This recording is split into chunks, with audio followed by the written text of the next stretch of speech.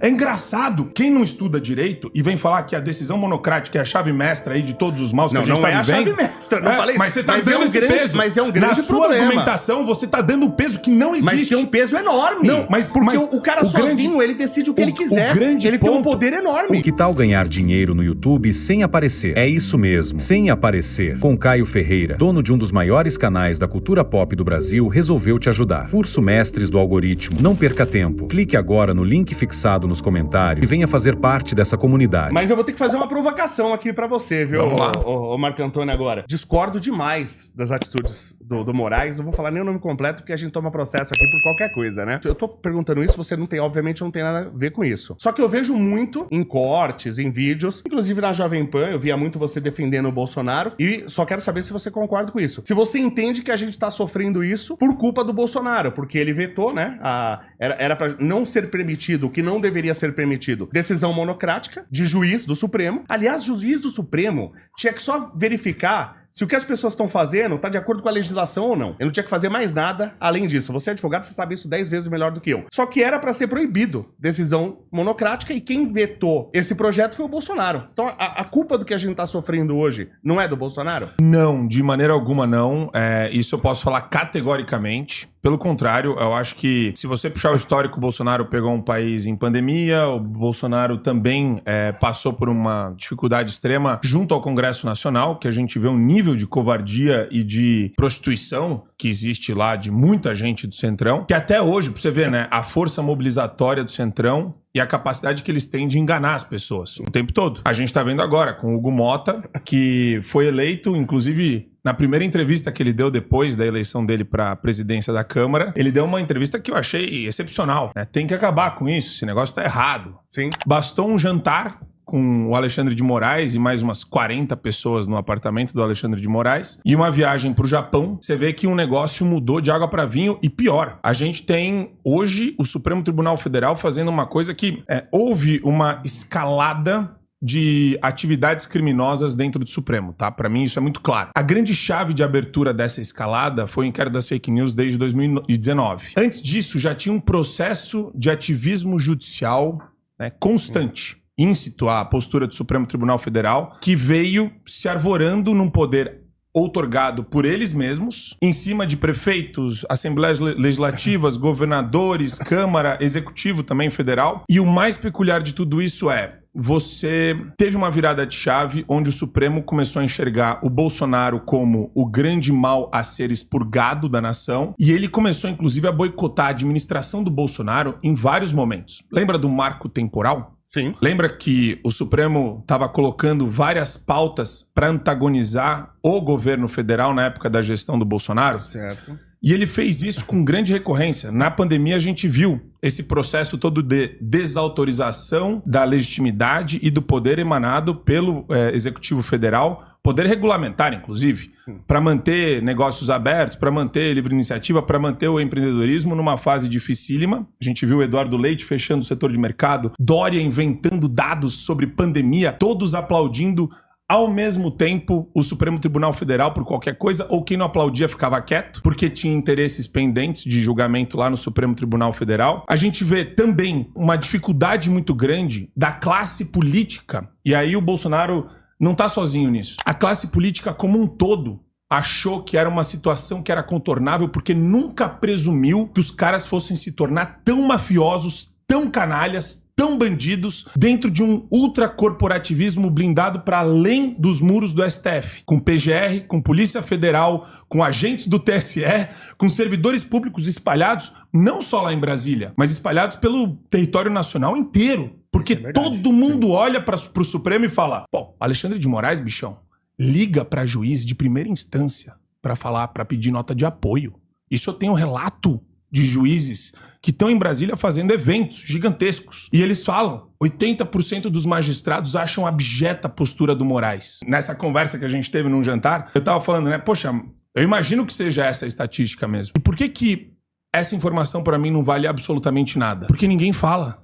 Não tem uma nota de repúdio pública, não tem uma organização consistente entre juízes entre promotores, entre advogados, entre delegados. Você não vê essas entidades, essas agremiações denunciando inequivocamente os abusos que foram e são cometidos até hoje. E abuso de poder, para mim, hoje, essa é a grande cruzada que a gente tem que enfrentar. O Bolsonaro foi pego de surpresa dentro de um aparato institucional que não dava para presumir ou até mesmo compreender o quão corrupto e imoral era e estava se formando, né? A gente está sabendo de notícias agora, como a do Tagliaferro, né, do TSE. Ninguém imaginou que no TSE, numa articulação conjunta com o STF, tinha um assessor do Moraes caminhando dos dois lados, fazendo essa casadinha entre TSE e STF, a ponto do cara chegar e falar, usa criatividade, falar de pegar jagunço e mandar pra Flórida pra pegar o Alan dos Santos, sabe? Tudo isso daí é novo pra você, pra mim, pro Bolsonaro, pra classe política. Agora, quem teria o dever de entender isso daí não é uma ou duas pessoas. É a classe política dentro da direita, do espectro e do escopo da direita, pra gente conseguir se armar contra isso. Esse é o grande problema que a gente tem hoje no Brasil. Como que a gente vai colocar um muro, colocar um freio, colocar uma chave pra conter o Supremo Tribunal Federal, que se utiliza de um arcabouço normativo péssimo, de baixíssima qualidade, usa manobra regimental, né? Não é nem manobra regimental, é regimento interno do Supremo, que foi subvertido, Constituição subvertida, legislação federal subvertida, regimento interno do Senado subvertido e outra, concertação de interesses entre pessoas que cometem atos ilícitos. Então a gente tem Pacheco, agora Alcolumbre, criando barreira para não deixar nada chegar no Supremo. E o projeto de lei da anistia, acho que é o ponto mais emblemático que a gente está vivendo hoje, que chegou no ponto de ficar completamente escancarado. Os crimes do Supremo acontecem diariamente. Cada entrevista que cada ministro dá antecipando decisão judicial de processo que está no gabinete dele e falando sobre processo legislativo que sequer começou a tramitar, eles já estão colocando como o ministro, a Globo, a CNN, eles colocam como se fosse mero fenômeno de ativismo judicial. Não, é crime. Isso daí geraria uma crise de legitimidade e da própria existência do poder judiciário num país sério. E aqui no Brasil a gente transige e trivializa isso, como se fosse mais um dia na terra da banânia. A gente tem um problema muito grave e muito sério. E a maior vítima desse problema não é só o Bolsonaro, ele também é. Ele é um dos maiores líderes hoje que tem no Brasil, da direita. Agora, todos nós somos vítimas do STF. E todos nós temos que nos irmanar numa luta para conter o abuso desses caras. E mais, para responsabilizá-los criminal e civilmente, para que indenizem todos que eles perseguiram e para que essas pessoas perseguidas por eles sejam tiradas dessa perseguição insana e indenizadas por eles. Acho que esse é o grande momento que o Brasil vai conseguir respirar, reformando o poder judiciário e punindo os bandidos que lá estão. Perfeito. Eu, por exemplo, eu acreditei no Bolsonaro na primeira eleição, eu votei nele. Na segunda, contra o Lula, eu votei nele, não porque eu acredito nele, porque eu perdi a crença nele. Pra mim, ele não é a solução do Brasil. Eu votei nele porque entre Lula e Beelzebub, eu voto no Beelzebub. Eu acho que o Beelzebub não tem capacidade de fazer tanto mal quanto o Lula faz. A gente percebe, por exemplo, na época do Bolsonaro, toda semana era 48 horas pro Bolsonaro explicar alguma coisa. Nunca mais eu vi 48 horas pro Lula explicar nada. Não vi isso acontecer. Sim. A gente percebe o descompasso e tal. Só que, por exemplo, você concorda que o veto existiu. O Bolsonaro vetou. Mas a gente tá falando de filigranas aqui jurídicas, e eu te digo por quê. Porque quando eu tô te falando de ultracorporativismo, é muito engraçado isso, né? Eu falo em reforma do sistema de justiça como um grande complexo de reformas. Regimento interno do Senado. Eu preciso viabilizar que o Senado consiga, de maneira contramajoritária, aprovar o início do processo de impeachment de ministro do STF. Eu não posso depender de 41 assinaturas. Eu preciso de uma minoria qualificada. Sim. Então eu preciso que seja, por exemplo, o mesmo número de senadores que possam ingressar com uma CPI. Então a gente conseguiu 27 assinaturas, a gente consegue dar início ao impedimento de um ministro do Supremo. Eu só tô dando uma sugestão de uma pequena reforma. Aí você tem foro por prerrogativa de função. Você tem foro privilegiado tem que acabar. Tem que acabar. Que é o foro privilegiado, comumente denominado foro privilegiado. É um absurdo. Sim. E pra mim, nem presidente tem que ter. Ninguém tem que Também ter acho. Só que Igual aí modelo você americano. não acha estranho. Mas calma, que tem Vamos lá. mais. Só pra bater nos pontos técnicos aqui. Aí você vai, lei de crime de responsabilidade. Tem que alterar. Eles criaram uma lei que não permite que você tenha controle sobre... Sabe quando você tá bolando qualquer plano estratégico para um país, né? Então vamos supor que a Constituição seja esse momento em que a galera sentou numa mesa, teve lá a Assembleia Nacional Constituinte, que foi uma zona...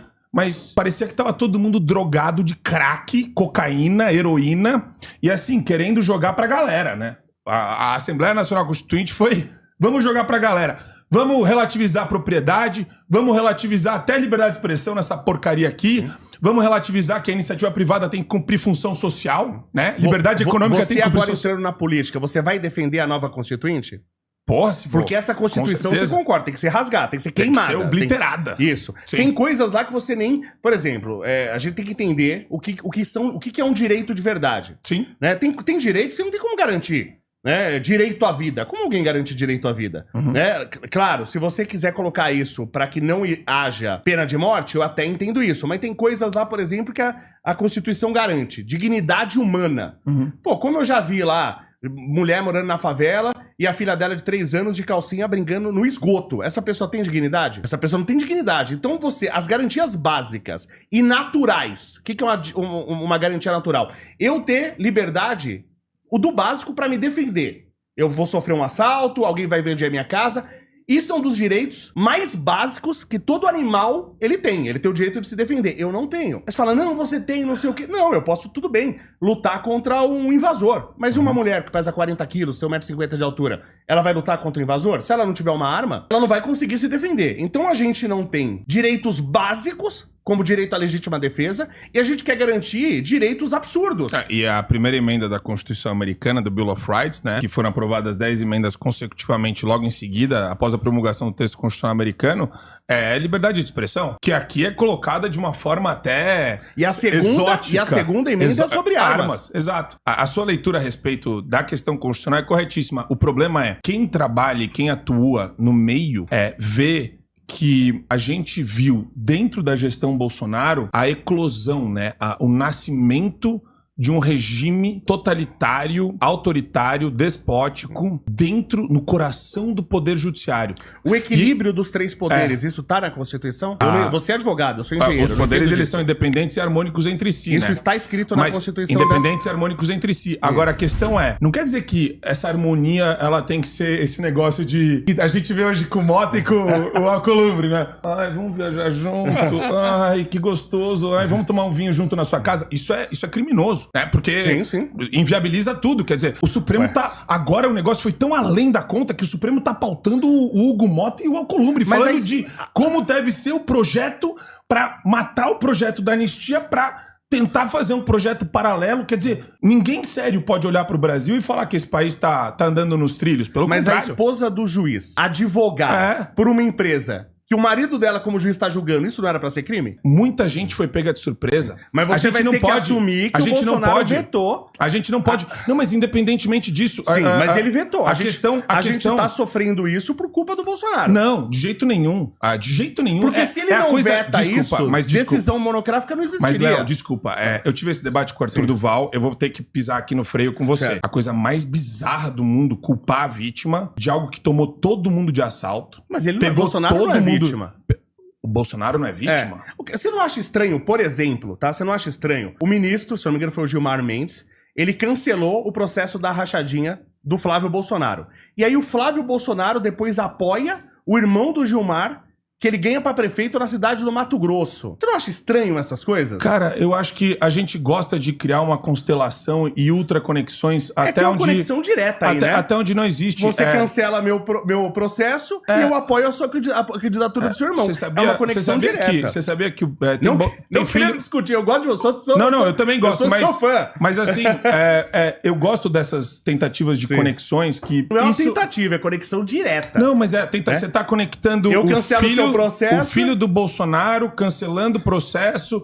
Aí você pode virar pra mim e falar: não quer dizer que não tinha prova. Quer dizer que foi um ato de corrupção do Bolsonaro. Além. Não, então você tá falando. Então, basicamente, certo. o que você tá fazendo é uma acusação. Você tá falando, o Flávio Bolsonaro é culpado e o Bolsonaro entrou numa negociata. Não, uma ilação. Não, é uma. Só se você não, acha. mas... Perguntei se você acha estranho. Não, eu não você acho. Não acha estranho não, isso? Com relação a isso, eu não acho estranho, porque, de novo, pra mim, na nem política, poderia acontecer. Eu não deveria ter. A pessoa não deveria ter o direito de apoiar politicamente um parente direto, que no caso é o irmão, né, de um cara que cancelou meu processo. Pra mim, isso deveria ser crime. Não deveria estar na lei. Mas é que você tá brincando de correlação e causalidade aqui. E você tá divorciando um do outro. Quando eu respondo... Na verdade, você tá misturando um com o outro.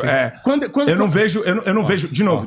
Vamos lá. Só pra a gente... Eu acho importante colocar isso daí, porque a galera do MBL tá fazendo isso com frequência e eu acho isso um tiro no pé. De vocês. Pra credibilidade de vocês. De vocês não, que eu não sou do MBL. Pode ser que me torne.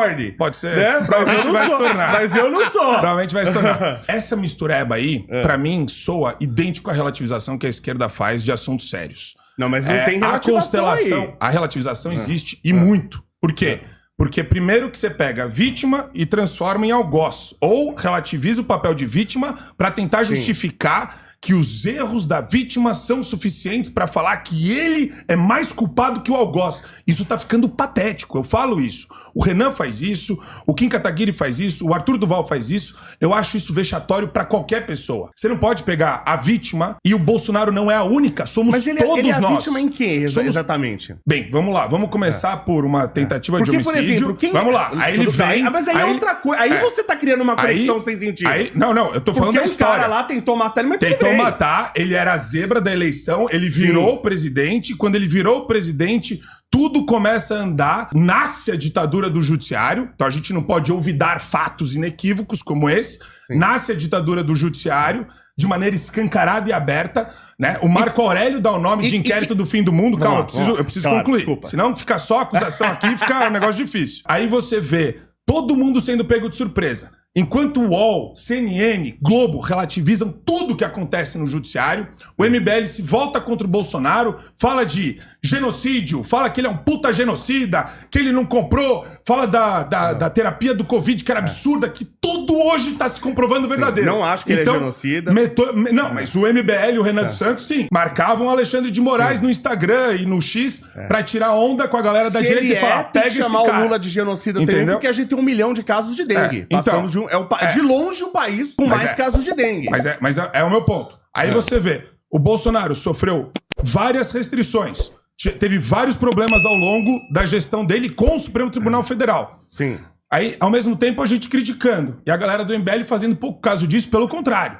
Chacoalhando a mão do Gilmar Mendes, chacoalhando a mão do Alexandre de Moraes. Aí você vê um negócio tão abertamente escancarado assim, e daí vem o MBL e fala, tá vendo, ó? É tudo culpa do Bolsonaro. É tão infantil quanto a Daniela Lima querer culpar o Bolsonaro ou a Raquel Landim querer culpar o Bolsonaro por tudo. Eu não acho que é culpa do Bolsonaro, mas o seguinte, nós tivemos, de acordo com o que você falou, depois até dessa facada, iniciou-se essa ditadura do judiciário, certo?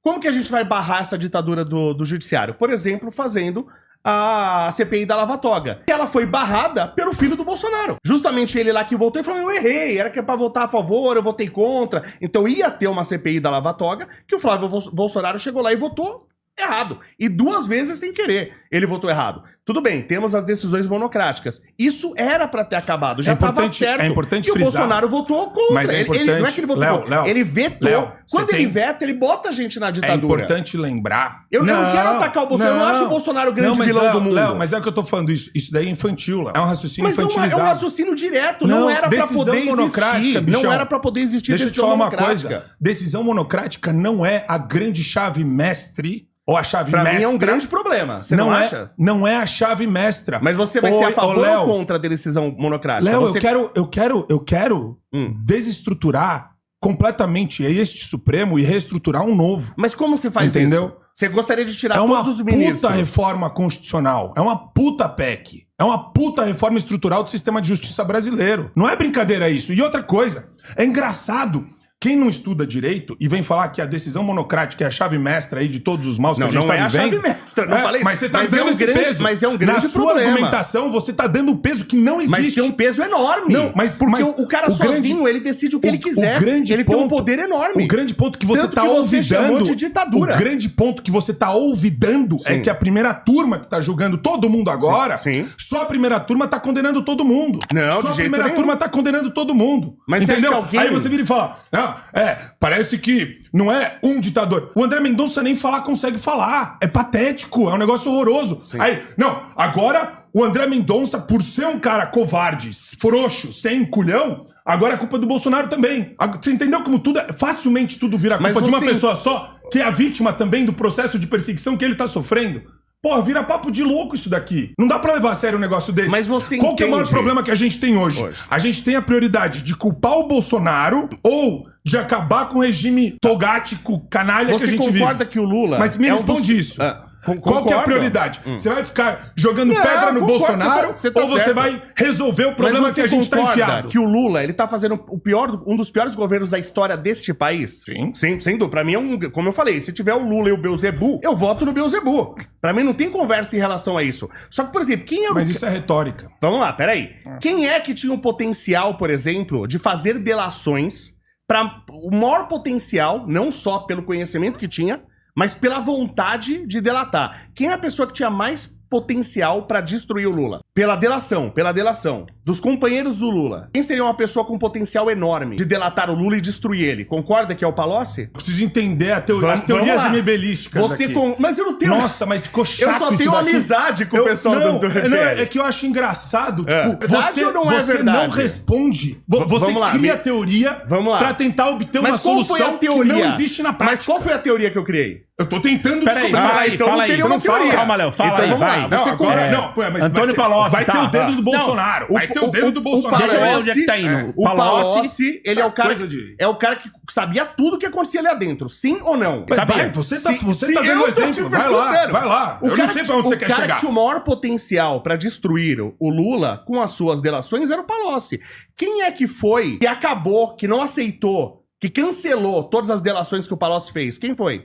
Você sabe, como jornalista você sabe. Foi o Cassius Nunes. Quem botou ele lá? Tá vendo? É isso. É que você sabe não quem tem, é a culpa. Não tem escapatória desse debate. Sabe Tem qual um vai ser a cara- conclusão? Tem Sabe um qual vai cara ser que a é o conclusão? assassino. Eu sei que o cara é o Sabe assassino. qual vai ser a conclusão? Aí ele começa a provar, A ele vai conclusão falar, é a seguinte. ó, ele vai chegar na Quando o conclusão que ele é o Bolsonaro assassino, morrer, claro. quando o Bolsonaro morrer, o Renan Santos e o culto dele vão fazer um mijódromo no túmulo do Bolsonaro. Entendeu? O tesão dos caras é esse. Os caras estão Você tá bravo, ô, Não, Marco Antônio. é que Fica eu aqui. acho... Você tá muito o cara acabou de sair da UTI.